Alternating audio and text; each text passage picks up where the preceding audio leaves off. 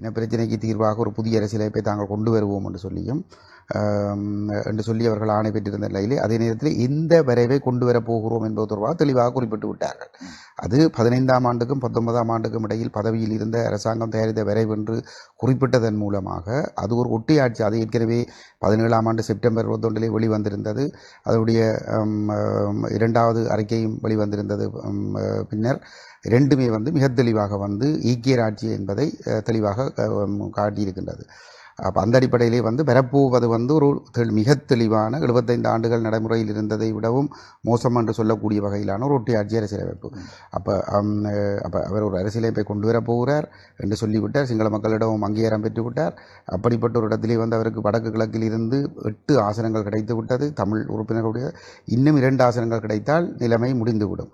அப்போ இந்த இடத்திலிருந்தே அந்த முடிவுகள் வந்த உடனடுத்தே உங்களுக்கு தெரியும், எங்களுடைய தலைவர் கஜேந்திரகுமார் பொன்னம்பலம் அவர்கள் தமிழரசுக் கட்சியினுடைய பாராளுமன்ற குழு தலைவர் ஸ்ரீதரன் அவர்களை சந்தித்து பின்னர் அவரோடும் பேசி அதற்கு பிற்பாடு தமிழரசுக் கட்சியினுடைய தலைவர் சிவஞானம் ஐயாவோடு வீடு தேடி சென்று எழுத்து மூலமாக இந்த விடயத்தை கொடுத்து உடனடியாக நீங்கள் ஒரு கூட்டத்துக்கு அழையுங்கள், எங்களையும் ஜனநாயக தமிழ் தேசிய கூட்டணியையும் செல்வம் அடைக்கல்நாதனையும் அழையுங்கள், நாங்கள் ஒன்று சேர்ந்து தமிழ் தேசிய தரப்பிலே நாங்கள் 19 பெரும்பான்மை நாங்கள் இந்த நீங்கள் கொண்டு வருகிற வரைவு ஒட்டியாட்சி அதை ஏற்றுக்கொள்ள முடியாது என்பதை நாங்கள் வெளிப்படுத்த வேண்டும் என்று கூறப்பட்டிருந்தது உங்களுக்கு தெரியும். ஆனால் அவர்கள் அந்த சந்திப்பு அவசியமில்லை என்று எழுத்து மூலமாக பதில் அனுப்பியிருந்ததும் உங்களுக்கு தெரியும். சுதந்திரன் செயலாளராக பொறுப்பேற்றுக் கொண்ட பிற்பாடு எழுத்து மூலமாக சிவஞானம் ஐயா அவர்களால் எங்களுக்கு அறிவிக்கப்பட்டது அப்படி ஒரு அரசியலமைப்பு வரப்போவதில்லை, ஆகவே நாங்கள் இப்போதைக்கு அதை பற்றி பேச வேண்டிய அவசியமில்லை என்று சொல்லி அவர்கள் மறுத்திருந்தார்கள். ஆனால் காலங்கள் ஓடிக்கொண்டிருக்கின்ற பொழுது நாங்கள் அந்த முயற்சியை கைவிடவில்லை. அந்த வரைவை எப்படியும் அவர்கள் கொண்டு வருவார்கள். ஏனென்று சொன்னால் அவர் அதிலே தீர்வு இல்லை. ஆனால் அது ஒரு ஒட்டியாட்சி வரைவாக இருக்கிற பொழுது தமிழ் தரப்பு அதை ஆதரிக்கும் என்கின்ற ஒரு நம்பிக்கை அவர்களுக்கு இருந்தது. ஏனென்று சொன்னால் ஒன்று, ஏற்கனவே அந்த வரைவை தயாரிப்பதிலே தமிழ் தேசிய கூட்டமைப்பு, தமிழரசுக் கட்சி, டெலோ, புளொட், இபிஆர்எல் போன்ற தரப்புகள் பாராளுமன்றத்தில் இருந்த காலப்பகுதியிலே சம்பந்தன் சுமந்திரன் போன்றவர்கள் அந்த குழுவிலே வழிநடத்தல் குழுவிலே பங்கு பெற்றி அவர்கள் அந்த முழுமையாக அந்த வரைவை தயாரிப்பதிலே பங்கெடுத்திருந்தார்கள். ஆகவே தயாரிப்பதில் பங்கெடுத்தவர்களுடைய ஆதரவு கிடைக்கும் என்கின்ற ஒரு எதிர்பார்ப்பு அரசுக்கு இருக்கிறது. அதில் சம்பந்தன் இப்போது இல்லாவிட்டாலும் கூட, சுமந்திரன் பாராளுமன்றத்தில் இல்லாவிட்டாலும் கூட அவர் கட்சியினுடைய செயலாளராக பொறுப்பேற்றிருக்கிற நிலையிலே கட்சியை முழுமையாக கட்டுப்படுத்தி அந்த ஆதரவு வழங்கக்கூடிய ஒரு சூழல் ஒன்று நிச்சயமாக இருக்கிறது. அப்போ இப்படிப்பட்ட ஒரு இடத்திலே நாங்கள் இப்போ தமிழரசுக் கட்சி ஒத்துழைக்காவிட்டால், தமிழரசுக் கட்சி என்று சொல்ல முடியாது, தமிழரசுக் கட்சியினுடைய செயலாளராக இருக்கக்கூடிய சுமந்திரன் அதற்கு ஒத்துழைக்காவிட்டாலும் கூட அங்கே இருக்கக்கூடிய 8 நாடாளுமன்ற உறுப்பினர்களில் குறைந்தது 7 பேர் அதை எதிர்க்கக்கூடிய ஒரு நிலைக்கு கொண்டு வர முடியும் என்பது எங்களுடைய எதிர்பார்ப்பு. அப்போ அது நடக்க வேண்டுமாக இருந்தால் மக்கள் மத்தியிலே ஒரு மிகப்பெரிய ஒரு விழிப்புணர்வு ஏற்படுத்தப்பட வேண்டும். கொண்டு வரப்படுகிற வரைவு ஒட்டிய ஆட்சி தான் அது ஒரு மிக ஆபத்தான விடயம். அது கொண்டு வரப்பட்டால் தமிழ் தேசம் முற்று முழுதாக சிங்கள தேசத்துக்கு அடிமையாக்கப்படும் என்கின்ற விடயங்கள் மக்களுக்கு அந்த உண்மைகள் தெரிய மக்கள் அதிலே கொதித்தெழுகின்ற ஒரு நிலைமை வந்தால் இந்த தமிழரசுக் கட்சியில் இருக்கக்கூடிய பாராளுமன்ற உறுப்பினர்கள் துணிச்சலோடு அந்த விரைவை எதிர்த்து செய்யப்படக்கூடிய ஒரு சூழலை நாங்கள் உருவாக்கக்கூடியதாக இருக்கும். அந்த அடிப்படையில் அந்த முயற்சிகள் செய்யப்பட்டு உங்களுக்கு தெரியும் 2025ஆம் ஆண்டு ஜூன் மாதம் 2ஆம் தேதி ஜனநாயக தமிழ் தேசிய கூட்டணியோடு ஒரு ஒப்பந்தம் ஒன்று செய்யப்பட்டது. அதுவும் இந்த ஐக்கிய ராஜ்யாவுக்கு எதிராக 13ஆம் திருத்த சட்டத்தை நிராகரித்து ஒட்டியாட்சிக்கு உட்பட்ட எந்த ஒரு வடிவிலான தீர்வை நிராகரித்து நாங்கள் அந்த ஒப்பந்தத்தை செய்திருந்தோம். அப்போ அதற்குரிய காரணம் இப்போ அந்த ஜனநாயக தமிழ் தேசிய கூட்டணியில் இருப்பவர்கள் முன்னாள் ஆயுத குழுக்களை சார்ந்தவர்கள் என்கின்ற ஒரு விமர்சனம் மக்கள் மட்டத்திலே கடுமையாக இருக்கிறது. மக்கள் மத்தியில் அவர்கள் மீதான நம்பிக்கை இனங்கள் வெறுப்புகள் நிறைய இருக்கிறது. இருந்தாலும் அவர்கள் ஒரு தேர்தலிலே போட்டியிட்டு ஒரு ஆசனத்தை கொண்டிருக்கிற நிலையிலே அந்த ஒரு ஆசனமும் இந்த ஒட்டியாட்சியை நிராகரிக்கின்ற பயணத்திலே தவிர்க்க முடியாது என்ற அடிப்படையிலே என்ன விமர்சனங்கள் வந்தாலும் பரவாயில்லை, அந்த ஒரு ஆசனத்தையும் இந்த தமிழ் தேசியத்தோடு இணைக்க வேண்டும் என்ற அடிப்படையிலே நாங்கள் அதற்குள் போனது உங்களுக்கு தெரியும். இவ்வளவு விமர்சனங்களை நாங்கள் சந்தித்திருந்தோம். அதனால் அதற்கு பிறகு நாங்கள் தொடர்ந்து அந்த முயற்சிகளை கைவிடவில்லை. தாயகத்திலும் புலத்திலும் மக்களை தயார்படுத்துகின்ற செயல்பாடுகளை நாங்கள் கஜேந்திரகுமார் பொன்னம்பலம் அவர்கள் தொடர்ச்சியாக செய்து கொண்டு வந்தார். அதற்கு பிற்பாடு உங்களை இப்போ ஏற்கனவே நாங்கள் இந்த நோக்கத்தோடு தான் தமிழ் தேசிய பேரவையாகவும் நாங்கள் இணைந்து கொண்டோம். இப்போ தமிழ் தேசிய பேரவைக்குள் தமிழ் தேசிய பசுமை இயக்கம், தமிழ் தேசிய கட்சி போன்றன நாங்கள் உள்ளூராட்சி தேர்தலுக்கு முன்னரே இணைந்திருந்தோம். அதனுடைய நோக்கமும் இந்த ஐக்கிய ராஜ்யவை எதிர்கொள்வது என்பதாக தான் இருந்தது. அப்போ இவ்வாறு நாங்கள் செயல்பட்டு வருகின்ற பொழுது வந்து சிவில் அமைப்புகளோடும் இந்த உரையாடல்கள் நடைபெற்று கொண்டு வந்தது வந்து. அப்போ சிவில் அமைப்புகள் வந்து சுயாதீனமாக கூடுதலாக இயங்கக்கூடிய அமைப்புகள் அல்லது ஒரு தரப்போடு வந்து அடையாளப்படுத்தினால் தங்களுக்கு அதில் நெருக்கடிகள் ஏற்படும் என்று அவர்களுக்குள் தயக்கங்கள் இருக்கிற ஒரு சூழலில் ஒரு நீண்ட உரையாடலுக்கு பிற்பாடு இந்த அரசியலமைப்பு முயற்சிகள் வந்து குறிப்பாக டிசம்பர் 19ஆம் தேதி 25ஆம் ஆண்டு டிசம்பர் 19ஆம் தேதி ஜனாதிபதி அனுரகுமார திசாநாயக்காவை தமிழரசு கட்சி சந்திக்கிறது. அதிலே தமிழரசு கட்சியுடைய தலைவர் சிவஞானம் ஐயா, செயலாளர் சுமந்திரன், 8 நாடாளுமன்ற உறுப்பினர்களும் சேர்ந்து அங்கு சென்று நீங்கள் அந்த வரைவை கொண்டு வருவதாக நீங்கள் தேர்தல் விஞ்ஞாபனத்திலே வாக்குறுதி அளித்திருந்தீர்கள், அதன்படி நீங்கள் அதை கொண்டு வர வேண்டும், அதை தயாரிப்பதிலே நாங்களும் சேர்ந்து பங்கு பெற்றிருக்கிறோம், அதை நீங்கள் கொண்டு வாருங்கள், நாங்கள் அதை ஆதரிக்கிறோம் என்று சொல்லிவிட்டு வந்திருக்கிறார்கள் வந்து. அதற்கு முன்னதாக உங்களுக்கு தெரியும் 25ஆம் ஆண்டு ஆகஸ்ட் மாதம் இறுதி பகுதியிலே ஒரு பாராளுமன்ற குழு இலங்கை இருக்கக்கூடிய சுவிஸ் இலங்கை நட்புறவு சங்கம் ஊடாக வந்து சுவிஸ் அரசாங்கத்து நாட்டுக்கு அழைக்கப்பட்டு சமஷ்டி தொடர்பாக ஆராயப்பட்டது. அங்கு அந்த சமஷ்டி தொடர்பாக ஆராய சென்ற குழு அங்கே இறுதியிலே வந்து கேட்கப்பட்ட கேள்விக்கு வந்து நீங்கள் இனப்பிரச்சனையை தீர்ப்பதற்கு என்ன நடவடிக்கை எடுத்திருக்கிறீர்கள் என்று கேட்ட பொழுது நாங்கள் ஒரு புதிய அரசியலமைப்பை தயாரித்து கொண்டிருக்கிறோம், அந்த வரைவு வந்து 15க்கும் 19க்கும் இடையில் தயாரிக்கப்பட்ட அரசாங்கத்தினால் தயாரிக்கப்பட்டது, அதனுடைய அந்த ப்ரோசஸ் ஒரு அரசியலமைப்பை தயாரிப்பதற்கான சகல செயற்பாடுகளும் முடிவடைந்து விட்டது, இன்னும் ஒரு சில திருத்தங்களை தாங்கள் செய்து கொண்டிருக்கிறோம், அதை விரைவில் நாடாளுமன்றத்துக்கு கொண்டு வருவோம் என்று சொல்லியிருந்தார்கள் வந்து. அப்போ அதற்கு பிற்பாடு தான் அதுக்கு பிற்பாடு கூட அந்த சம்பவம் நடைபெற்ற நிலையில் அவ்வாறான கருத்தொன்று என்பிபியினுடைய பொதுச் செயலாளரால் அங்கே சொல்லப்பட்ட ஒரு நிலையிலே வந்து அங்கே அந்த கூட்டத்திலே கலந்து கொண்டிருந்த சத்தியலிங்கம் அவர்கள் ஊடாக கஜேந்திரகுமார் பொன்னம்பலம் தமிழரசு கட்சியுடைய தலைமத்துவத்துக்கு ஒரு அவசர செய்தியை அனுப்பியிருந்தார். தயவுசெய்து வந்து இப்பொழுதும் இந்த அரசாங்கம் வந்து இந்த பேரவை கொண்டு வருவதற்கான வேலைகளை தீவிரமாக செய்து கொண்டிருப்பதாக சொல்லியிருக்கிறார்கள். நாங்கள் சர்வதேச சமூகத்தை தானே ஆதரவு கேட்கிறோம், தீர்வு கிடைப்பதற்கு. அது இந்தியாவாக இருக்கலாம், ஐரோப்பாவாக இருக்கலாம், அமெரிக்காவாக இருக்கலாம், இந்த சர்வதேச சமூகம் எங்களுக்கு உதவ வேண்டும் என்று கேட்டு வருகிறோம். அந்த சர்வதேச சமூகத்தில் ஒன்றுதான் சுவிட்சர்லாந்து நாடு. அந்த சுவிட்சர்லாந்து நாட்டினுடைய வெளிநாட்டு அமைச்சர் மற்றும் ஆசிய பசிபிக் பிராந்தியத்துக்கு பொறுப்பானவர்களுக்கு முன்னிலையிலே வைத்து தான் இந்த 15க்கும் 19க்கும் இடையிலான வரைவை தாங்கள் இறுதிப்படுத்தி கொண்டிருக்கிறோம் என்று சொல்லப்பட்டது. அந்த கோரிக்கையை வந்து என்பிபி தலைவர் பொதுச் செயலாளர் சொல்லுகிற பொழுது வந்து அந்த கருத்தை சொல்லுகிற பொழுது அவர் சொன்ன ஒரு விடயம் என்னென்னு சொல்லி சொன்னால், தங்களுக்கு கஜேந்திரகுமார் பொன்னம்பலம் அது ஒரு ஒற்றையாட்சி வரைவு, அது பொருத்தமற்றது என்று சொன்ன பொழுது வந்து தங்களுக்கு நீங்கள் தமிழ் மக்கள் கலந்துரையாடாமல் வந்து அவ்வாறான ஒரு வரைவை கொண்டு வர முடியாது என்று சொன்ன பொழுது அவர் சொன்ன விடயம் தங்களுக்கு மக்கள் ஆணை இருக்கிறது என்று சொல்லி, அப்போ வடகிழக்கில் இருந்தும் தங்களுக்கு பெரும்பாலான ஆணை கிடைத்திருக்கிற என்று சொல்லி சொன்ன பொழுது கஜேந்திரகுமார் அதை மறுதளித்திருந்தார் வந்து. என்று சொல்லி சொன்னால் வடகிழக்கிலே 19 நாடாளுமன்ற உறுப்பினர்கள் இருக்கிறார்கள், அதிலே 11 பேர் எதிர்க்கட்சியிலே தான் இருக்கிறார்கள், உங்களுடைய கட்சியோடு இல்லை என்பதை எல்லாம் சொன்ன பிற்பாடு தான் சத்தியலிங்கத்தோடு இந்த விடயத்தை பேசியிருந்தார். சத்தியலிங்கம் அவர்கள் வந்து தான் கதைக்கிறேன் ஏற்பாடு செய்கிறேன் என்று சொல்லி போட்டு இங்கே வருகிற பொழுது ஜனாதிபதிக்கு கடிதம் எழுதுகிறார்கள், உங்களை சந்திக்க விரும்புகிறோம் என்று சொல்லுவாங்க.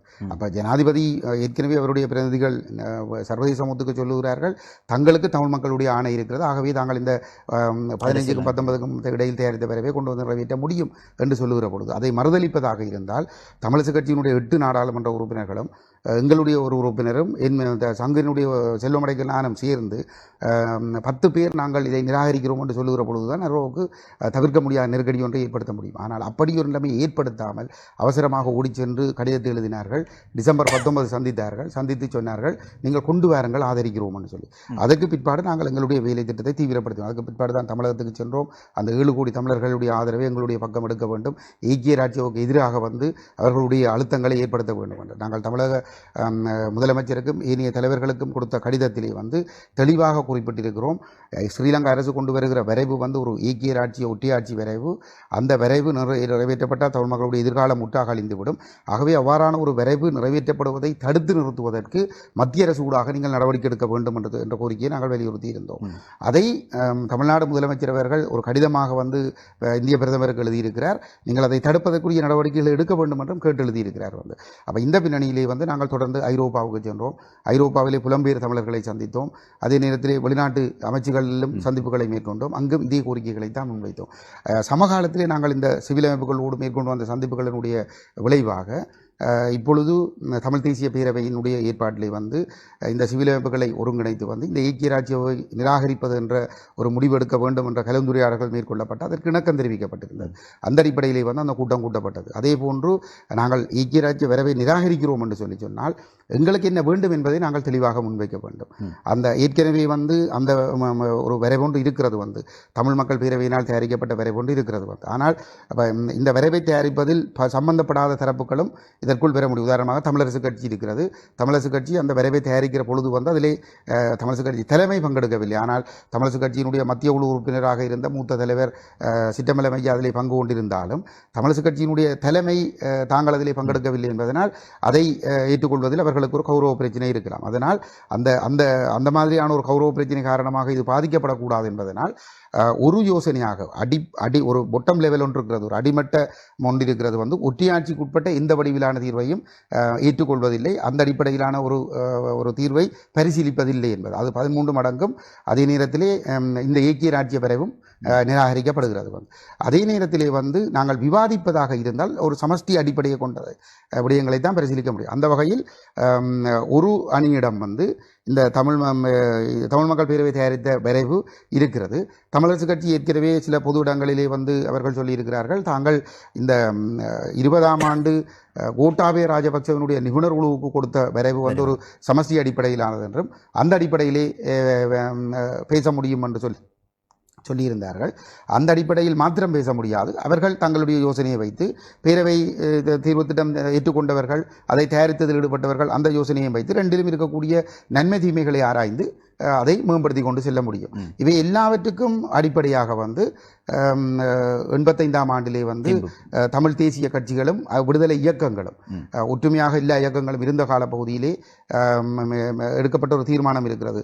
நாட்டை 77ஆம் ஆண்டு தமிழீழத்துக்கு தமிழ் மக்கள் ஆணை வழங்கிய பிற்பாடு நாட்டை பிரிக்காமல் ஒரு நாட்டுக்குள் ஒரு தீர்வெட்டுவதாக இருந்தால் என்ன அடிப்படையில் அந்த தீர்வெட்டப்பட வேண்டும் என்பது தொடர்பாக இந்த தமிழர் விடுதலை கூட்டணி, தமிழீழ விடுதலை புலிகள், டெலோப்லா, டிபிஆர்எல் போன்ற இயக்கங்கள் சேர்ந்து ஒரு இணக்கத்துக்கு வந்திருந்தார்கள். இந்தியாவினுடைய தலைமையிலே பூட்டானில் நடைபெற்ற ஒரு மாநாட்டிலே வந்து அதை திம்பு பிரகடனம் என்று சொல்லப்படுகிறது.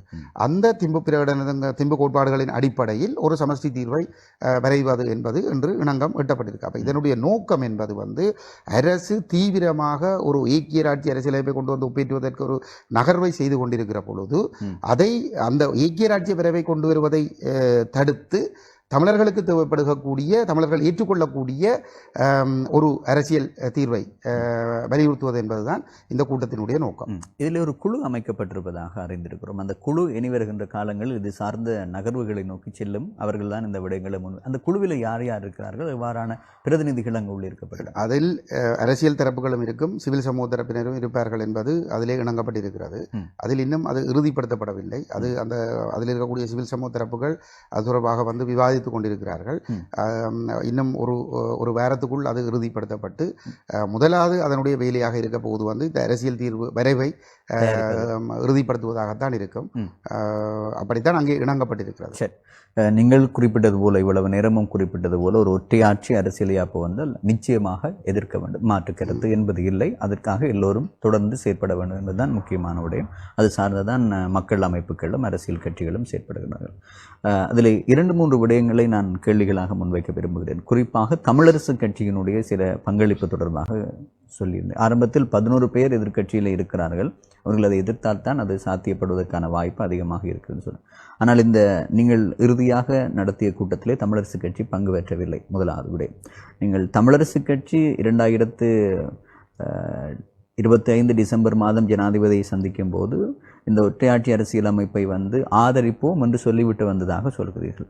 ஆதரிப்போம் என்று தமிழரசு கட்சி சொன்னதற்கான உத்தரவாதம் இல்லாவிட்டால் ஒரு உறுதிப்படுத்தக்கூடிய தகவல் எதுவும் இருக்கிறது? அவர்கள் அந்த சந்திப்பு முடிந்த பிற்பாடு ஊடகங்களுக்கு சுமந்திரன் சொல்லிய கருத்திலே வந்து தாங்கள் அதை ஆதரிப்போம் என்று சொல்லிவிட்டு வந்ததை அவர் சொல்லியிருக்கிறார். ஆனால் அதிலே என்ன சூட்சுமம் என்று சொன்னால் அதை ஒற்றையாட்சி என்று அவர்கள் இதுவரைக்கும் ஒத்துக்கொள்ளவில்லை. அந்த வரைவுக்குள் சமஷ்டி இருக்கிறது என்பதுதான் சுமந்திரனுடைய ஏமாற்று நாடகமாக இருக்கிறது வந்து. ஆகவே அவர்கள் அதை கொண்டு வாருங்கள், தாங்கள் அதை ஆதரிப்போம் என்று சொல்லிவிட்டு வந்திருக்கிறார்கள். அது பொதுவாக எல்லா ஊடகங்களிலுமே வெளிவந்த ஒரு விடயம் வந்து. அப்போ அதில் அது ஒளிவு மறைவு கிடையாது. இல்லை, அதே சுமந்திரன் அவர்கள் குறிப்பிடுகிறார், அதிலே திருத்தங்கள் செய்யப்பட வேண்டும். அந்த வரைவு நிறைவடையவில்லை. பல விடயங்கள் அதுக்குள்ளே இருக்கிறது. ஒற்றையாட்சியாக அது இருக்குமாக இருந்தால் நாங்களே அதை எதிர்ப்போம் என்று சொல்லி எங்களுடைய நேர்காணலில் சொல்லி, ஆனால் ஜனாதிபதிக்கு அவர் அவ்வாறு தெரிவிக்கவில்லை என்ற விடயத்தையும் சொல்கிறாரே. இல்லை, அது அவர் பச்சை போய். அவர் இப்போ இதில் அந்த வரைவு ஒற்றையாட்சி என்றால் என்று சொல்லி அவர் சொல்வதை ஒரு முழு ஏமாத்து. அது தெளிவாக அந்த வரைவு ஒற்றையாட்சி தான். அங்கேதான் அவருடைய அந்த ஏமாத்தும் சுத்துமாத்தும் இருக்கிறது. அதை நாங்கள் பொறுப்போடு சொல்கிறோம். அது நாங்கள் மட்டும் சொல்லவில்லை. அந்த அரசியலமைப்பை ஆராய்ந்த சட்ட வல்லுநர்களும் அதை ஒற்றையாட்சி என்று சொல்கிறார்கள். அதை சாதாரண சட்டத்திறனிகளாக இல்லாவிட்டாலும் சட்டங்களை புரிந்து கொள்ளக்கூடிய பெருமளவான சிவில் சமூக பிரதிநிதிகளும் அது ஒற்றையாட்சி தான் என்பதை ஏற்றுக்கொள்கிறார்கள். ஆகவே சுமந்திரன் மக்களை ஏமாற்றி அந்த வரைவை தமிழ் மக்களுடைய தலையிலே கட்டியடிப்பதற்குத்தான் அவர் முயற்சி செய்து கொண்டிருக்கிறார். இந்த கடந்த 15ஆம் தேதி நடைபெற்ற சந்திப்புக்கு தமிழரசு கட்சிக்கும் எழுத்து மூலமாக அழைப்பு விடுக்கப்பட்டது. ஆனால் அவர்கள் வரவில்லை. ஏன் வரவில்லை? ஏன் ஒழிக்க வேண்டும்? அதில் ஒரு விடயம் சொல்லப்படுகிறது. சுவிஸ் தூதரகம் ஒரு சந்திப்பை ஏற்பாடு செய்திருந்த வேளையிலே தான் தமிழ் தேசிய மக்கள் முன்னணி இவ்வாறான ஒரு கூட்டத்தை ஒழுங்குபடுத்துகிறது. சுவிஸ் தூதரகம் அந்த சந்திப்பை பிற்போட்டிருப்பதான தகவல் அதற்கு பிறகு இருக்கிறது. தமிழ் தேசிய மக்கள் முன்னணி சொல்கிறது, இல்லை, நாங்கள் முதலே இதை தயார்படுத்தி விட்டோம் என்று. ஆனால் இது சுவிஸ் தூதரகத்தினுடைய ஒரு விடயத்தை நடைபெறுகின்ற அந்த காலப்பகுதியில் தமிழ் தேசிய மக்கள் முன்னணி ஏன் இவ்வாறான விடயத்தை எடுக்க வேண்டும் என்ற ஒரு விமர்சனம் இருக்கிறது. நாங்கள் எங்களை பொறுத்தவரையிலே நாங்கள் தொடர்ச்சியாக இந்த முயற்சிகளை செய்து கொண்டே வருகிறோம். நாங்கள் இந்த முயற்சிகள் செய்து கொண்டிருக்கிற பொழுதுதான் சுவிஸ் தூதரகத்தினுடைய ஏற்பாடுகளும் நடைபெறுகிறது. இப்போ அதில் எங்களுடைய செயல்பாடு சுவிஸ் தூதரகத்தினுடைய செயல்பாடுகளை பாதித்திருக்கவில்லை. அதை நாங்கள் எங்களுடைய தலைவர் கஜேந்திரகுமார் பொன்னம்பலம் அவர்கள் சுவிஸ் தூதரகத்தோடு அந்த செய்திகள் வெளிவந்த பின்னர் பேசியிருந்தார். அந்த இடத்திலே அவர்களால் சொல்லப்பட்டது தாங்கள் எந்த விதமான கருத்துக்களை தெரிவிக்கவில்லை என்று சொல்லியும், தங்களுக்கு எந்த விதமான சங்கடங்களும் அதில் இல்லை என்று சொல்லியும். ஆனால் இப்போ அந்த முரண்பட்டு நிற்கிற கட்சிகள் ஒன்றாக சந்திக்கிற பொழுது அவர்களுக்கிடையில் சங்கடங்கள் வரக்கூடாது என்பதற்காக அந்த தகவல்கள் வெளிப்படுத்தப்படாமல் இருப்பது பொருத்தமாக இருக்கலாமோ என்ற ஒரு யோசனை இருந்ததே தவிர தங்களுக்கு இதில் எந்த விதமான ஆட்சேபனையும் இல்லை என்றுதான் அவர்கள் சொல்லியிருந்தார்கள். ஆகவே இப்போ இதிலே சுமந்திரன் தன்னுடைய கபட நிகழ்ச்சி நிரலை நிறைவேற்றுவதற்காக ஊடகங்கள் ஊடாக தவறான கருத்துக்களை பரப்புவதற்கு அவர் காரணமாக இருக்கிறார் என்று நாங்கள் சந்தேகிக்கிறோம். நான் சொல்லி முடிக்கிறேன். என்னென்று சொல்லி சொன்னால், இப்போ இதிலே இப்போ சுவிஸ் ஒரு வெளிநாடு. சரி, நாங்கள் சர்வதேச சமூகத்தின் ஆதரவை நாங்கள் கேட்கிறோம். இந்த பிரச்சனை தீர்க்கிறோம். அது இந்தியாட்டையும் கேட்கிறோம், அமெரிக்காட்டையும் கேட்கிறோம், ஐரோப்பிய நாடுகள்டையும் கேட்கிறோம். ஐரோப்பிய நாடுகளில் ஒன்று சுவிஸ். அது இந்த இனநிலத்தை ஏற்படுத்துகிற முயற்சியில் கடந்த 15 வருடங்களாக ஈடுபட்டு கொண்டிருக்கிற ஒரு தரப்பு. அந்த தரப்பு ஒரு சந்திப்பு ஏற்பாடு செய்கிறதுல தவறு இல்லை. அதை நாங்கள் விரும்புகிறோம். ஆனால் கேள்வி என்னென்னு சொல்லி சொன்னால், இப்போ இனப்பிரச்சனை தீர்வு எங்கட மக்களுக்கு தானே தீர்வு. அப்போ எங்கட மக்கள் பிரதிநிதி, எங்கட மக்களுக்குள்ள இருக்கக்கூடிய அரசியல் கட்சிகளும் எங்கட மக்களை பிரதிநிதித்துவப்படுத்துகிற சிவில் அமைப்புகளும் நடக்கிற சந்திப்புக்கு ஏன் சந்திப்பு ஏற்பாடு செய்கிறதால சுவிஸ் சந்திப்பு ஏன் பாதிக்கப்படணும்? அப்படி என்றால் அதுக்குள்ளே ஒரு கபட நிகழ்ச்சிகள் ஒன்று இருக்கிறபடியால் தான் பொது வெளியில் அவர் இந்த விஷயத்தை கமிட் பண்ண விரும்பையில் ஏனென்றால் அந்த சுவிஸ் கூட்டத்தை கேட்டதும் சுமந்திரன், அதை பிற்போட சொல்லி கேட்டதும் சுமந்திரன். அது எப்படி நீங்கள் சொல்லுங்கள்? அது எங்களுக்கு தெரியும். கேட்டதும் சுமந்திரன், பிற்போட சொல்லி கேட்டதும் சுமந்திரன். ஆதாரங்களோடு முன்வைத்தால் அது ஆதாரங்கள் தேவைப்படுகிற பொழுது அது முன்வைக்கப்படும். கேட்டதும் சுமந்திரன், பிற்போட்டதும் போட சொல்லி கேட்டதும் சுமந்திரன். அப்போ ஏன் அவர் அதை பிற்போட வேண்டிய இடத்துக்கு தள்ளப்படுறாருன்னு சொல்லி சொன்னால் இங்கே பொதுமக்களோட ஒரு சிவில் அமைப்புகளோட சேர்ந்து ஒரு சந்திப்பு ஊடகங்களும் இருக்க போகும். நாங்கள் வெளிப்படையாக தான் அந்த கலந்துரையாடலை நடத்துகிறோம். அப்போ அந்த கலந்துரையாடல் இதே இப்போ நாங்கள் கூட்டம் துவங்கிகளில் ஊடகங்களை விட்டு போட்டு ஊடகங்களை அப்புறம் வெளியில் போங்கன்னு சொல்லி போட்டு பிறகு இறுதியில் கூப்பிடையில் அப்படியான தேவைகளும் இருக்கும். சில முரண்பாடுகள் இருக்கக்கூடிய இடங்களில் ஒரு இணக்கப்பாட்டை ஏற்படுத்துறதுக்கு அது. ஆனால் அந்த அன்றைக்கு நடந்த கலந்துரையாடல் தொடக்கத்திலிருந்து முடிவு வரைக்கும் ஒரு வெளிப்படையான கலந்துரையாடல். அந்த கலந்துரையாடலில் ஏக்கிய கொண்டு வரப்படுகிற வரைவு ஒரு ஏக்கிய ஆட்சியை அந்த வரைவு நிராகரிக்கப்பட வேண்டும் என்ற ஒரு இணக்கம் எட்டப்பட்டிருக்குது. அதே நேரம் எங்களுக்கு சமஸ்தி தீர்வு தான் வேண்டும். அது தமிழகவுடைய தேச முறைமை சுயநிர்ணய உரிமை அங்கீகரிக்கப்பட்ட அடிப்படையிலான ஒரு சமஸ்தி வேணும் என்ற ஒரு முடிவும் எட்டப்பட்டிருக்கு. அதுக்கு அடிப்படைகளாக திம்பு கோட்பாடுகள் இருக்கும் என்றதும் எட்டப்பட்டிருக்குது. அப்போ இப்படிப்பட்ட ஒரு இடத்துல அந்த ஏக்கிய ஆட்சியை வரைஞ்சி போட்டு அதுக்குள்ள சமஸ்தி இருக்குன்னு பொய் சொல்லி கொண்டு திரிகிற சுமந்திரன் அதில் வந்திருக்கக்குள்ள அங்கே சட்டத்திறனிகளும் இருந்தவர்கள், சட்டத்தை விளங்கி கொண்ட சிவில் அமைப்புகளும் இருந்தவர்கள் கேட்கப்படுற கேள்விகளுக்கு அவர் பதில் சொல்ல முடியாமல் முழிக்க திரு முழிக்க வேண்டி வரும். அதனால தான் தவிர்த்தார். அந்த ஒற்றை காரணத்துக்காக தான் அதில் வருவதில் இருந்து அவர் ஒழித்துக் கொண்டார். ஆனால் ஏனென்று சொன்னால் அவரை பொறுத்தவரையில் வந்து அவர்கள் இந்த வரைவை கொண்டு வந்து நிறைவேற்ற வேண்டும் என்பதில் அவர்கள் குறியாக இருக்கிறார்கள். நீங்கள் அப்ப குறியாக இருக்கு, நான் பொறுப்போடு தான் நாங்கள் இல்லை என்று சொன்னா இந்த முரண்பாடே இருக்க தேவையில்லை. இந்த முரண்பாடே இருக்க தேவையில்லை. கஜேந்திரன் அவர்கள் சுமந்திரன் மீது வைத்த குற்றச்சாட்டுகள் எல்லாம் வந்து ஒரு கொள்கை அடிப்படையிலான பொதுமக்களுக்கு ஒரு கருத்தை முன்வைக்கிறீர்கள், அதை பகிரங்கமாக ஆதாரத்தோடு வெளிவந்திருக்கிற வரைவு ஏக்கிய ஆட்சிய சரிதானே, அது வந்து அவர்கள் பங்கெடுத்தார்கள் என்ற உங்களுக்கு ஆதாரம் தேவையா? அவர்கள் பங்கெடுத்திருக்கிறார்கள். தன் தேர்தல் ஞாபகத்தில் சொல்லியிருக்கிறார். தேர்தலுக்கு வந்து ஜனாதிபதி சொல்லியிருக்கிறார், பிரதமர் சொல்லியிருக்கிறார், விஜயகீரர் சொல்லியிருக்கிறார், இன்னும் பலர் சொல்லியிருக்கிறார்கள்.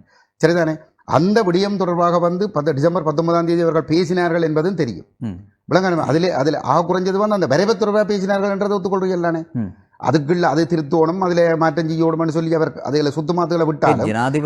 ஜனாதிபதி கூட தன்னுடைய தேர்தல் விஞ்ஞாபனத்தில் அந்த வரைவை ஒட்டிய வரைவு அதை தொடர்ந்து நாங்கள் மேற்கொள்வோம். அந்த நீங்கள் சொன்னது போல 2015 19 வரை வரையப்பட்ட அந்த வரைவை தொடருவோம் என்றுதான் சொல்கிறார். அந்த வரைவில் இருந்து நாங்கள் தொடர்ந்த ஒரு தீர்வை தான் நோக்கி கொண்டோம். அதிலே தமிழ் மக்களிடம் அந்த வரைவை விட்டு இல்லாவிட்டால் இலங்கை முழுவதிலும் அதை சொல்லி அதற்கான மக்கள் ஆதரவை பெற்று அதிலே திருத்தங்கள் தேவை என்றால் செய்வோம் என்றுதான் அவர்கள் சொல்லி அதை நடைமுறைப்படுத்துவோம் என்று சொல்கிறார். அவர்கள் இப்ப இதுல வந்து அங்கே இருக்கக்கூடிய பெரும்பான்மையான சிங்களவர்கள் வந்து இது ஒரு ஏக்கிய ஆட்சியை தான், இது வந்து ஒரு சர்வஜன வாக்கெடுப்புக்கு போனால் வந்து சிங்களவர்கள் அதிர்ப்பார்கள், தமிழர்கள் எதிர்த்து விடுவார்கள் என்ற ஒரு எண்ணம் வந்து அது தங்களுக்கு ஒரு பின்னடைவாக வரும் என்று சொல்லி அவர்கள் ஒரு முடிவெடுத்து வந்து சர்வஜன வாக்கெடுப்பு நடத்துகிறேன் என்று முடிவெடுத்தா என்ன செய்வீர்கள்? அரசியலமைப்பை கொண்டு வரும்போது சர்வஜன வாக்கெடுப்பு இப்ப இது 75 கொண்டு 78 கொண்டு சர்வஜன வாக்கெடுப்பு நடத்தலே, 72 வந்து சர்வஜன வாக்கெடுப்பு நடத்தலே. அப்ப ஆகவே வந்து அந்த தேவை கட்டாயமா இருக்கணும் இல்லை. அப்ப இதுல வந்து நினைச்சா ஆபத்துக்கள் இருக்குது. இல்ல, நீங்கள் சொன்னது போல இவ்வாறான விடயங்கள் பாராளுமன்றத்திற்கு வருமாக இருந்தால் தமிழரசு கட்சியின் 2-3 பேர் ஆதரவாகி விடுவார்கள், மற்றவர்கள் இப்படி எதிர்த்து ஒரு கருத்து வந்து நீங்க விளங்கிக் கொள்ளணும். இப்ப இந்த பாராளுமன்ற உறுப்பினர்கள் வந்து இன்றைக்கு யார் இது ஒரு ஐக்கிய ராஜ்யம் என்று வாயை திறந்து சொல்லி இருக்கிறார்கள்? எத்தனை பேர் சொல்லி இருக்கிறார்கள்? அப்ப நாங்கள் நம்புறோம் அவர்களோட தனிப்பட்ட இதில் கதை கேட்கல, அதில் சாணக்கியனை தவிர மிச்ச 7 பேரும் எதிர்ப்பார்கள் என்று நாங்கள் நம்புகிறோம். அவ்வாறான விடயங்களை நீங்கள் சொல்கிறீர்கள். தமிழரசு கட்சி இவ்வாறான நிலைப்பாடு. ஆனால் தமிழரசு கட்சியினுடைய பதில் தலைவருக்கு நீங்கள் கடிதம் எழுதும் போது, இந்த கடிதம் இல்லை, இதற்கு முதலும் இது சார்ந்த ஒரு கடிதத்தை எழுதுகிறீர்கள். அதற்கு பிறகான நேர்காணலிலும் வெளிப்படையாக அவர் சொல்கிறார், இந்த ஒற்றையாட்சி அரசியல் யாப்பு வருமாக இருந்தால் நாங்கள் அதை எதிர்ப்போம், எங்களுடைய பாராளுமன்ற உறுப்பினர்கள் அதை எதிர்ப்பார்கள் என்று சி.வி.கே. சிவஞானம் அவர்கள் பகிரங்கமாக சொல்றார். இந்த நேர்காணல் எங்களுடைய இதே இடத்திலே அவர் சொல்லியிருந்தார், நாங்கள் அதை எதிர்ப்போம்.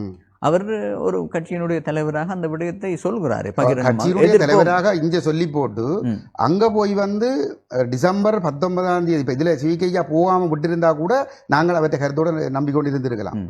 டிசம்பர் இப்ப ஜனவரி மாதம் எங்களுக்கு எழுதின கடிதத்துல வந்து அப்படித்தான் எழுதினார். உங்களோட ஊடகங்கள்ல நடக்கிற உரையாடல்களையும் அதைத்தான் சொன்னார். ஆனால் இப்ப இது அரசியலமைப்பு சபையில தானே, இதுல நீங்கள் நானும் கேட்கிறது வந்து அரசியலமைப்பு சபையில தானே, நீங்கள் ஜனாதிபதியும் நான் பிரதமரும் இல்லை தானே. இல்லை, அப்ப நாட்டின் ஜனாதிபதியை சந்திக்கிற இடத்துல வந்து இப்ப ஜனாதிபதியிட்ட போய் நீங்க விளையாட்டா காய்ச்சிட்டு பேர் இல்லாதானே, காலம் ஒரு கதை பின்னர் ஒரு கதை கதைக்கலாதானே. நீங்கள் பதவிக்கு வந்து 24ஆம் ஆண்டு நவம்பர் மாதம் பாராளுமன்றத்துக்கு போ நீங்கள் 8 பேரும் உங்களை சந்திச்சது 25ஆம் ஆண்டு டிசம்பர் மாதம், ஒரு வருஷத்துக்கு பிறகு தான் சந்திக்கிறேன். ரெண்டா சந்திக்கிறதே பெரிய கஷ்டம்.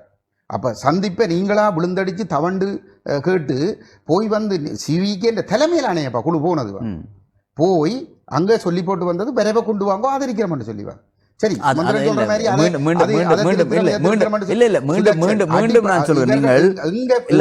சொன்னால் அந்த வரைவு ஒட்டியாட்சி வரைவு ஒரே ஒரு விடயம் சிவஞானம் அவர்கள் சொன்ன விடயத்தை நான் இங்கே மீண்டும் சொல்லுகிறேன். அவர் சொல்றார் 9 பேரும் தாங்கள் எதிர்ப்போம் என்ற ஒரு விடயத்தை சொல்கிறார். எங்களுடைய கட்சி ஒற்றையாட்சி அரசியல் யாப்பு வந்தால் எதிர்க்கும் நிச்சயமாக என்று ஊடகங்களிலும் சரி பொது வழிகளிலும் சரி பகிரங்கமாக சொல்கிறார். அதற்கான ஆதாரம் இருக்கிறது, காணொளி வடிவம் இருக்கிறது. அவர் சொன்ன இப்போது அவரை கேட்டாலும் இல்லை நான் அப்படித்தான் சொன்னேன் என்று சொல்லுவார், மறக்க மாட்டார். ஆனால் நீங்கள் இப்போது சொல்கின்ற விடயம் இருக்கிறது இல்லையா, அரசாங்கத்திற்கு அந்த அரசியலமைப்பை கொண்டு வாருங்கள் நாங்கள் ஆதரவு வழங்குகிறோம் என்று சுமந்திரன் சொன்னதா, அல்லாவிட்டால் சி.வி.கே. சிவஞானம் அவர்கள் சொன்னதற்கான ஆதாரம் எங்க இருக்கிறது? அவர்கள் எழுத்து மூலமான கடிதத்தில் அதை கொடுத்தார்களா? இப்ப டிசம்பர் 10 இவர்கள் வந்து விளையாட்டு பிள்ளைகள் இல்லை தானே, சரிதானே, தமிழ் மக்களிட ஒரு தலைமை சக்தியாக இன்றைக்கு பார்க்கப்படுகிறவர்கள் வந்து சரியில்லோ. 8 பேர் இன்றைக்கு வைக்க தான் பெரும்பான்மை இருக்குது. என்பிபி பக்கம் இருக்கிறத விட்டால் தமிழ் தேசிய பக்கத்தில் கூடுதலான உறுப்பினர்களை வைத்திருக்கிறவர் இவர்கள் ஜனாதிபதியை சந்திக்கிறார்கள். சரி, சந்தித்து சிவிகே என்ற தலைமையில் போய் சந்திக்கிறார்கள். சந்திச்சு வந்து ஒரு ஏக்கிய ராட்சிய என்று சொல்லுற ஏற்கனவே வந்து அவர்கள் அந்த விரைவில் எழுத்து மூலம் கொடுத்திருக்கிறார்கள். தமிழ் தேசம் உரிமை, சுயநிர்ணய உரிமை, வடகிழக்கு இணைப்பு அனைத்தையும் கைவிடுறதுக்கு வந்து அந்த விரைவில் எழுத்து மூலம் கொடுக்கப்பட்டிருக்குது. வந்து அந்த விரைவை கொண்டு அது நீங்க அந்த விரைவை எடுத்து வாசிங்கோ, அதுல இருக்குது தெளிவாக. நான் சொல்றது அந்த விரைவை நாங்கள் ஆதரிப்போம் என்று ஜனாதிபதிக்கு ஊடகங்களுக்கு சொன்ன கருத்தை நீங்கள் எடுத்து பாருங்கோ. அதுல வந்து அவர் தெளிவாக வந்து தாங்களை அதை ஆதரிப்போம் என்று அவர் சொல்லிட்டு பாரு. அதில் திருத்தங்களை பற்றி சொல்லி இருக்கலாம், திருத்தங்களை பற்றி சொல்லி இருக்கலாம். ஆனால் சுலக்ஷன் விரைவிலே வந்து அங்கால மற்ற பக்கம் இருக்கிற ஒரு பெரிய சிங்கள பௌத்த தேசியவாதம் 75 வருஷம் எங்களை அடக்கி ஆண்டு எங்களை உயிர்கொலை செய்து வந்து இந்த தேசத்தை சிங்கள பௌத்தமயமாக்க விரும்புகிற ஒரு தேசியவாதம், சரிதானே? அந்த தேசியவாதத்தோட நடந்த ஒரு விரைவு தயாரிக்கிற விஷயத்துல வந்து அனுபவம் அங்கே இருக்கைகளை தயாரிக்க விரைவில் வந்து அது ஒரு ஏக்கிய ராட்சி என்ற அடிப்படையில் வந்து ஒரு விரைவு தயாரிக்கப்பட்டிருக்குது. எங்களுடைய அடிப்படைகள் எல்லாத்தையும் விட்டு கொடுக்கறதுக்கு பௌத்தம் அரசமதம் வந்து கையொப்பம் மட்டும் கொடுக்கப்பட்டிருக்குதுவான். அப்படிப்பட்ட ஒரு விரைவு தான் கொண்டுவரப்படுதுவான். விளங்க பிரச்சனை. அந்த விரைவை தயாரித்ததில் ஒருத்தர் சுமந்திரனும் சேர்ந்துதான் அங்கே போயிருக்கிறார் வந்து.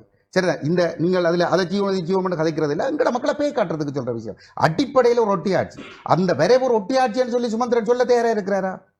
இல்லையே. அது ஒரு ஒட்டியாட்சி, ஆனால் அது திருத்தப்பட வேணும் என்று சொல்ல தயாரா இருக்கிறாரா? அப்ப அவரை பொறுத்தவரை அதுக்குள்ள சமஷ்டி இருக்கு. இன்றைக்கு அதுக்குள்ள சமஷ்டி இல்லை, 100% அது ஒட்டியாட்சி தான்.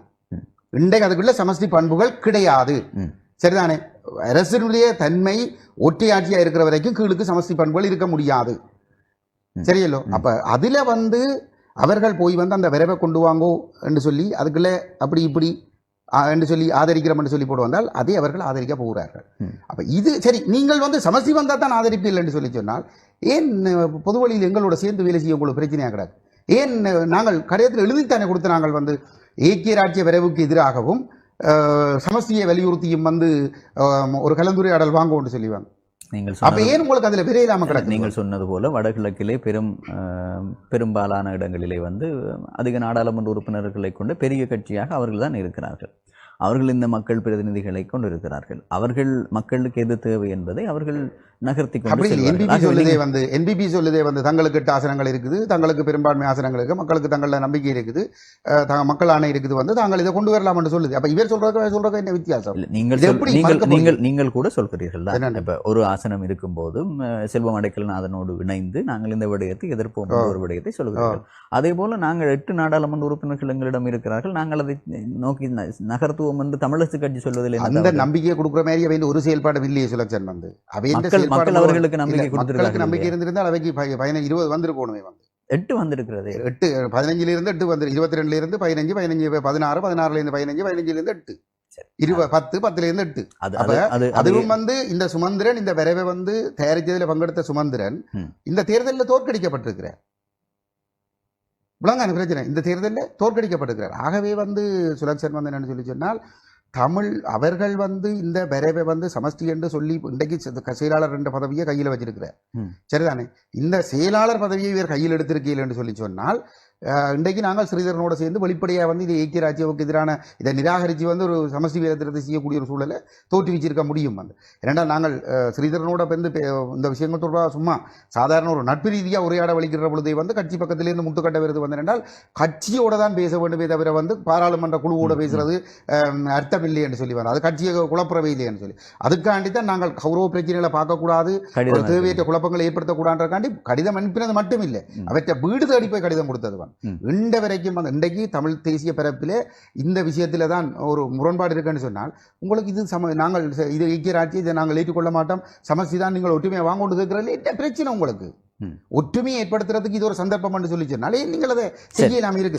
நாங்கள் அன்றைக்கும் கடிதம் கொடுத்த மாற்றுன்னு சொன்னீங்க, சுவிசிலிருந்து விரைகளையும் வந்து ஏற்பாடு செய்யுங்கன்னு சொல்லி சொன்னா மாற்றுன்னு சொல்லி போட்டு ஜனாதிபதிக்கு ஓடி போய் சந்திச்சியால் இந்த உள்ளூராட்சி தேர்தல் காலத்தில் வந்து நாங்கள் உங்கள்கிட்ட ஊடக மாநாடு வச்சு இவ்வளோ வெளிப்படையாக வந்து கேட்டோம் வந்து சொல்லி சொன்னால் நீங்களும் நாங்களும் கொள்கை அடிப்படையில் ஒரு இணக்கத்துக்கு வருவோம். அப்படி வர்ற இடத்துல வந்து நாங்கள் உங்களுக்கு கேட்கிற இடம் எல்லாத்திலையும் வந்து சபை அமைக்கிறதுக்கு ஒத்துழைக்கிறோம்னு சொல்லி சொன்னோம். வந்து உங்களுக்கு இபிடிபியில போக முடிஞ்ச உங்களுக்கு ஏன் எங்களோட ஒரு புரிந்துணர்வுக்கு வர முடியல? ஒற்றை காரணம் இபிடிபியும் ஐக்கிய ராஜ்யம். விளங்க பிரச்சனை வந்து அந்த ஒற்றை ஒரு விடயம் தான் அவர்கள் ஒரு புள்ளியில் இணைக்குதுவான். அதற்கு பிறகு நீங்கள் கடிதம் அனுப்புகிறீர்கள் அப்படியா? அந்த வழி நிலப்பாட்டை கொண்டு வரதுக்கு வேற வழி இல்லை. ஏனென்றால் அன்றைக்கு அவைகிட்ட தான் 8 ஆசனம் இருக்குது. அவர்கள் எதிர்காட்டி தமிழத்தை எதிர்கால முடியும். அப்ப நாங்கள் இன்னும் 10 கடிதம் அனுப்ப ரெடி நாங்கள். சரிதானே?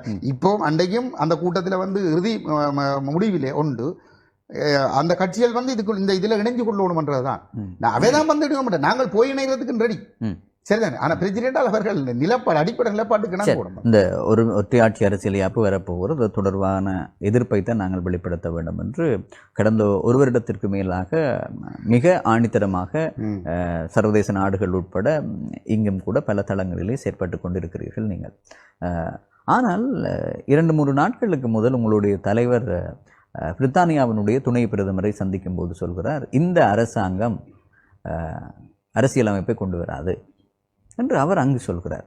உங்களுடைய தலைவர் அங்கு ஒரு விடயத்தை சொல்லிவிட்டு இங்கு வரப்போகிறது என்று ஒரு கூட்டத்தை கூட்டி ஒரு அமைப்பை உருவாக்கி இப்போது கயந்திரன் அவர்கள் இவ்வளவு நேரமும் குறிப்பிட்ட விடயத்தையும் பேசுபொருளாக வைத்திருக்கிறார். இதில் ஒரு முரண்பாடு இருக்கிறது இல்லையா? அங்கு ஒரு கருத்தையும் இங்கு ஒரு கருத்தையும் சொல்லிக் கொண்டிருப்பது. நல்ல ஒரு சுவாரஸ்யமான ஒரு கேள்வி வந்து இப்போ இதில் என்ன சொன்னால், சுமந்திரனுடைய ஒரு ஊதுகுழல் ஊடகம் இருக்குது வந்து ஆசிரியராக வந்து எங்கள் என்னுடைய நல்ல நண்பர் வித்தியண்ணே அந்த இரகசியம் பரகசியம்ன்றதுல தான் இந்த விஷயம் நேற்றைய தினம் எழுதப்பட்டிருந்தது. நேற்று முன்தினம் சந்திப்பு நடந்தது, நேற்றைய தினம் எழுதப்பட்டிருந்தது வந்து அது முழுக்க போய் வித்தியண்ணே ஒரு மூத்த ஊடகம். அதே எப்படி உங்களுக்கு சார்பாக சில விடயங்களை எழுதும் போது அது சரியாக என்று சொல்கிறீர்கள்? தகவலை அறிந்து அவர் எழுதும் சார்பாக எழுதுகிறார்களோ எதிராக நாங்கள் அப்படி கருதுபவர்கள் நாங்கள் அல்ல. நாங்கள் தவறுகளை திருத்திக் கொள்ளக்கூடியவர்கள். சரிதானே? நாங்கள் ஒரு நாளும் வந்து இந்த 15 வருஷத்துல எங்கேயும் வந்து நாங்கள் பிழைகளை வந்து திருப்பி வந்து செய்து கொண்டிருக்கிற ஒரு தரப்பில்லை. நாங்கள் பிழைகள் என்று சொல்லி சொன்னால் நாங்கள் அதை திருத்தி கொண்டு தான் வந்திருக்கோம். கொள்கை விஷயத்தில் ஒரு நாளும் பிழை விட்டது கிடையாது. ஆனால் நடைமுறை நிர்வாகங்களில் வந்து எங்களோட உறுப்பினர்கள் சில இடத்துல சில பிள்ளைகளை விடுவார்கள். அப்போ அந்த இடங்கள்ல எல்லாம் வந்து தலைவர் கஜேந்திரகுமார் பொன்னம்பலம் அதுக்கு இறுக்கமான அறிவுறுத்தல்களை கொடுத்து அதை திருத்துறதுக்கான செயல்பாடுகளை வந்து செய்து கொண்டே வந்திருக்கிறார். நாங்கள் ஒரு நாளும் வந்து அதை நியாயப்படுத்துறது கிடையாது. ஆனால் இந்த விஷயத்தில் வந்து வித்தியண்ணே எழுதினது வந்து முழுக்க போய் எப்படி இருக்கையில் தானே அங்கே அதுக்குள்ளே இருந்து யாரோ ஒருவர் தகவலை சொல்லி இருக்கிறார். அது ஒரு பொய்யான தகவலை சொல்ல அவர் அந்த பொய்யை கேட்டு அதை எழுதியிருக்கிறார். அதில் வந்து கஜேந்திரகுமார் பொன்னம்பலத்தில் ஒரு கேள்வி கேட்டிருக்கணும் வந்து. ஏனென்றால் இப்போ வளமையாக இந்த விஷயம் தொடர்பாக வந்து தொடர்ச்சியாக ஒரு கருத்தை சொல்லி கொண்டு வர கஜேந்திரகுமார் அப்படி சொல்லியிருப்பாரான்ற அடிப்படையில் வந்து அவர் ஒரு கேள்வியை கேட்டிருக்கணும். அவர் கேட்கல. ஏனென்றால் அவருக்கு தேவைப்பட்டது வந்து அவருக்கு விசுவாசமான சுமந்திரனை நியாயப்படுத்துவது, சுமந்திரனை வெள்ளியடிப்பது என்பது மட்டும்தான் அவர் இன்றைக்கு செய்கிறவே இல்லை. இன்றைக்கு தமிழ் தேசத்தின் ஒரு காலத்தில் தமிழ் தேசியத்தை வந்து விதைக்கிறதுல வித்தியண்ணைக்கு ஒரு பெரிய பங்கு இருந்தது. இன்றைக்கு வந்து தமிழ் தேசியத்தை கருவறுக்கிற சுமந்திரனுக்கு வெள்ளியடிக்கிறது மட்டும்தான் வித்தியண்ணையின் வேலையா இருக்கு. பகிரங்கமாக ஒரு ஊடகவியலாளருடைய பெயரை சொல்லி குறிப்பிட்டதில் நான் அந்த கேள்வியை மீண்டும் மூலம் கேட்க வேண்டிய கடமை இருக்கிற ஒரு ஊடகவியலாளராக அவருடைய செயற்பாடு இவ்வாறு இருக்கிறது என்பதை நீங்கள் பகிரங்கமாக குற்றம் சாட்டுகிறீர்கள், வெளிப்படையாக சொல்லுகிறீர்கள். ஆனால் அதே ஊடகவியலாளர் தான் கடந்த காலங்களில் கூட இன்று வரை கூட தமிழ் தேசிய மக்கள் முன்னணியினுடைய செயற்பாடுகள் பற்றியும் தமிழ் தேசிய பேரவை பற்றியும் அது சார்ந்த செயற்பாடுகளையும் பற்றியும் எழுதிய விடயங்கள் சரியானவையாக இருந்திருக்கிறது. இவர் கட்டாயம் வந்து ஒரு கேள்வி கேட்டிருக்க விடுமா விளங்க பிரச்சனை வந்து இன்றைக்கு சுமந்திரன் செய்வது முழுவதும் வந்து தமிழ் தேசத்துக்கு எதிரான ஒரு செயல்பாடு. அந்த சுமந்திரனை வந்து இன்றைக்கு முண்டு கொடுத்து நியாயப்படுத்துறதுல வந்து பத்திரிகைக்கு ஒரு பெரிய பங்கு இருக்குது. சரிதானே? அப்போ இதில் வந்து என்னென்னு சொல்லி சொன்னால் அங்கே நடந்த உரையாடலில் வந்து இப்போ ஒரு விடயம், ஒரு முக்கியமான விடயம் ஒன்று இருக்குது வந்து சுழற்சர் அரசியல். இப்போ அரசியல் ஜாப்புகள் கடந்த 75 வருஷத்தில் 3 அரசியல் ஜாப்புகள் வந்திருக்குது. ஆனால் தீர்வு வரை இல்லை. விளங்க பிரச்சனை வந்து அப்போ அரசியல் ஜாப்பு வரும் என்று சொல்கிறதுக்கும் தீர்வு வராதுன்னு சொல்கிறதுக்கும் இடையில் வேறுபாடு இருக்குதுவா. 48ஆம் ஆண்டு அரசியல் ஜாப்பு வந்தது, தீர்வு வரை இல்லை. 72ஆம் ஆண்டு அரசியல் ஜாப்பு வந்தது, தீர்வு வரை இல்லை. 78ஆம் ஆண்டு அரசியல் ஜாப்பு வந்தது, தீர்வு வரை இல்லை. சரிதான்? அதுபோல் வந்து நாங்கள் இன்றைக்கு சொல்லிக்கொண்டு வர விஷயம் என்னென்னு சொன்னால் அரசியல் ஜாப்பு வரும், தீர்வு வராதுன்றது. அப்போ தீர்வு வராது என்று சொல்லி சொன்னதை வந்து அரசியல் ஜாப்பு வராது என்று சொல்லி அவர் சொன்னதாக சொல்ல தீர்வு கயந்திரகுமார் அவர்கள் சொன்ன விடயமாக நீங்கள் சொல்வது தீர்வு எங்களுக்கு தரமாட்டார்கள்.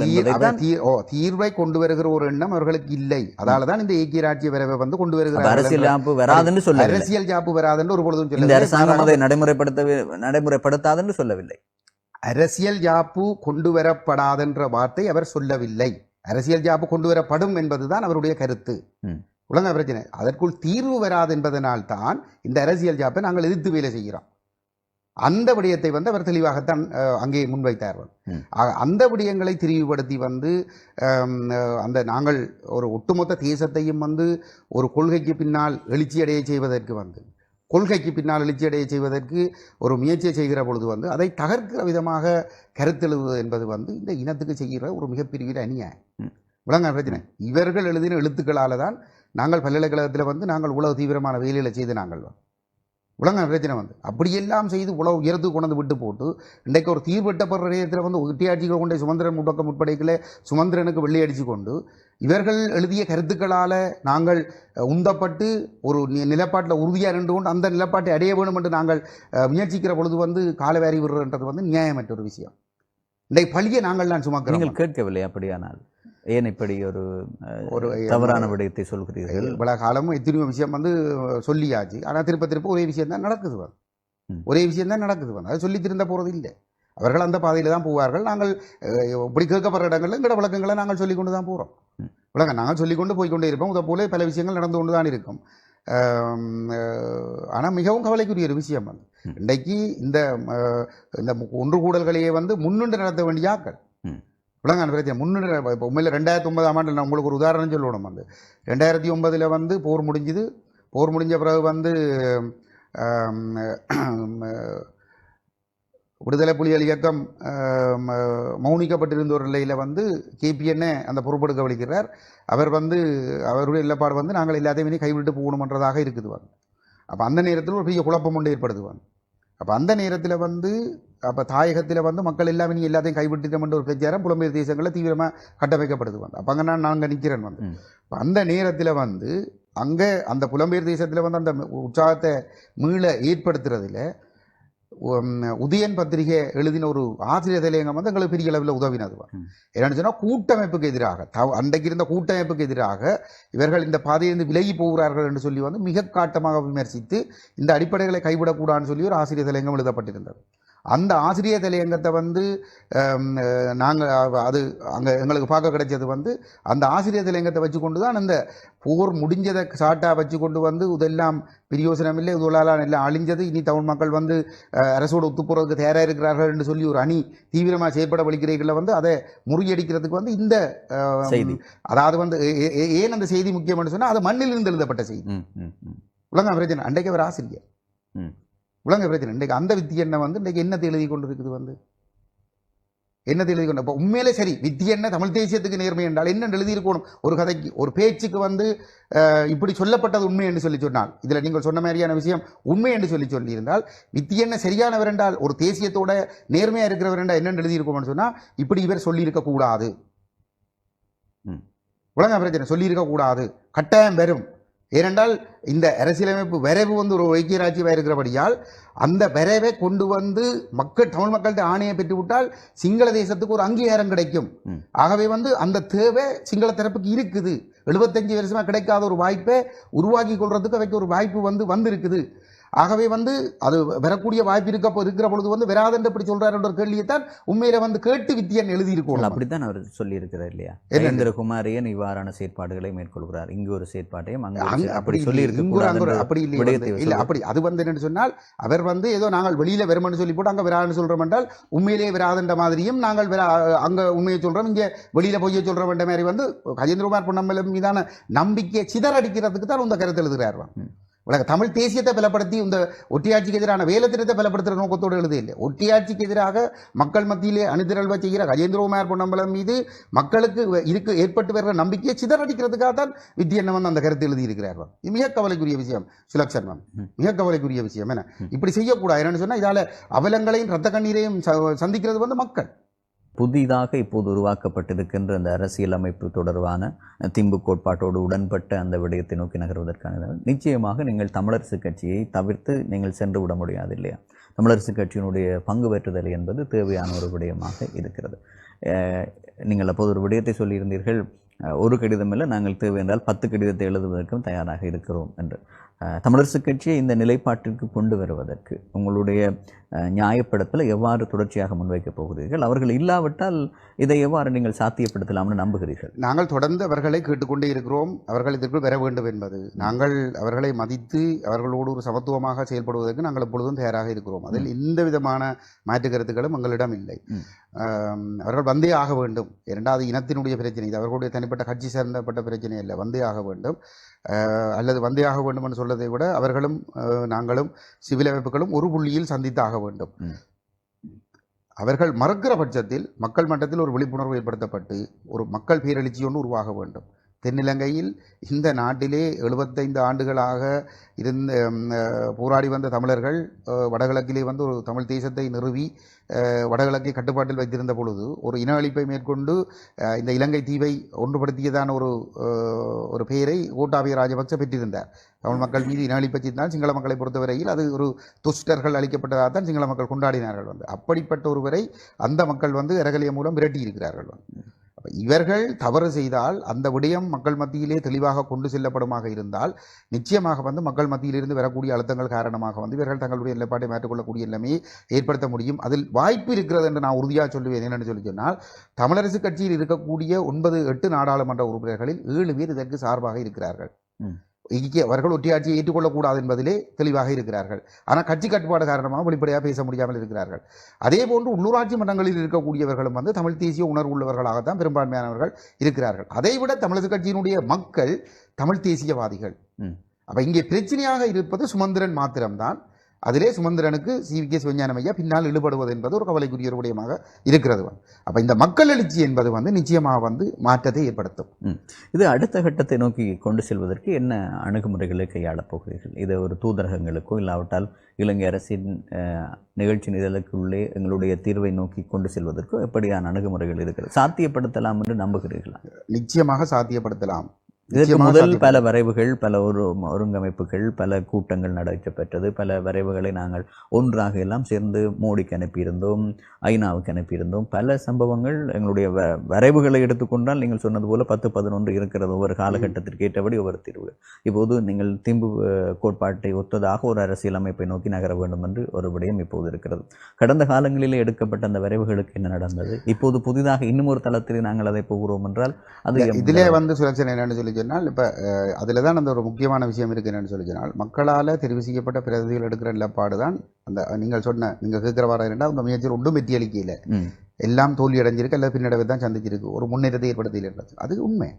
ஆனால் அதுக்கு காரணம் தமிழ் மக்கள் தெரிவு செய்த பிரதிநிதிகள் நீங்கள் எல்லாரும் சேர்ந்து எங்களையும் சேர்த்து சொல்கிற முயற்சிகள் இதிலும் அவர்கள் நேர்மையாக இருக்கல. உதாரணத்துக்கு தமிழ் மக்கள் பேரவையால் நாங்கள் ஒரு தீர்வு திட்டத்தை தயாரித்தால் அங்கே 15 தமிழ் மக்களால் தெரிவிக்கப்பட்ட அறுதி பெரும்பான்மை கொண்ட 16 பேர் கொண்ட உறுப்பினர்களோடு இருந்த தமிழரசு கட்சி ஐக்கிய ராஜ்ய வரை தயாரித்தது. அப்போ சர்வதேச சமூகம் தமிழ் மக்கள்கிட்ட கருத்தை கேட்க சொல்லுதுன்னு சொன்னால் போய் 100% தமிழரோடும் கேட்க சொல்லி சொல்கிறது. தமிழ் மக்கள் ஒரு தேர்தலில் தெரிவு செய்த பிரதிநிதிகளிட பெரும்பான்மை என்ற கருத்தை கேட்க சொல்லி தான் சொல்லும். இப்போ இன்றைக்கு தமிழருக்கு வாய்ப்பு என்னென்னு சொல்லிச்சுன்னா, உலகம் இன்றைக்கும் சொல்லுது எல்லாரும் ஏற்றுக்கொள்ளக்கூடிய ஒரு அரசியலமைப்பை கொண்டு வரணும்னு சொல்லுவாங்க. அதில் குறிப்பாக தமிழர் ஏற்றுக்கொள்ளாமல் இருக்கிறதால தான் அரசியலமைப்பை எல்லாரும் ஏற்றுக்கொள்ளலைன்னு சொல்லுது உலகம். சரிதான் பிரச்சனை. அப்போ அந்த இடத்துல அப்போ அந்த வாய்ப்பு அந்த அரசுக்கு ஒரு அவர்கள் பூர பண்ணிருக்கலாம், எவ்வளோ பெரிய இனவாதிகளாகவும் இருக்கலாம், அவர்கள் தொடர்ந்து எங்களுக்கு எதிரான கட்டாயம் விசாரணை அளிப்பை செய்யலாம். எதை செய்தாலும் சர்வதேச நெருக்கடிக்கு பணிந்து 16ஆம் ஆண்டில் ஒரு அரசியல் ஜாப்பு வரவே தயாரித்தார்களா இல்லையா? தயாரிக்கிற இடத்துக்கு கொண்டு வந்தது சர்வதேசத்தின் கடமை. தயாரித்த அரசியல் ஜாப்பை ஒற்றையாட்சி வரவே கொண்டு வந்ததுக்கு ஒத்துழைச்சது தமிழர் தரப்பு செய்த தவறு. உலகம் இன்னைக்கு நேற்று ஒரு பிரதமர் வந்திருக்கிறார், துணை பிரதமர் வந்திருக்கிறார். அவருடைய ஒரு வார்த்தை நீங்கள் பார்த்தீங்கன்னு சொன்னால், பொறுப்புக்கூறல் விடயத்திலும் இன நல்லிணக்க விடயத்திலும் நாங்கள் தொடர்ந்தும் உறுதியாக செயல்படுவோம் என்று சொல்லியிருக்கிறார். ஒற்றுமையாக வாருங்கள் என்று கேட்கிறார். சரி, அப்ப அந்த பக்கத்தை, அந்த ஒற்றுமை பக்கத்தை ஏற்படுத்த வேண்டிய முயற்சியில தான் இன்றைக்கு கஜேந்திரகுமார் பொன்னம்பலம் ஒற்றுமை என்பது சுலட்சன் எல்லாரும் போய் ஒற்றையாட்சி ஏற்றுக்கொள்றோம் என்று சொல்றதன் மூலமாக அந்த தீர்வு இனநலக்கம் பெறாது. அது ஏற்றுக்கொள்றீங்களானே.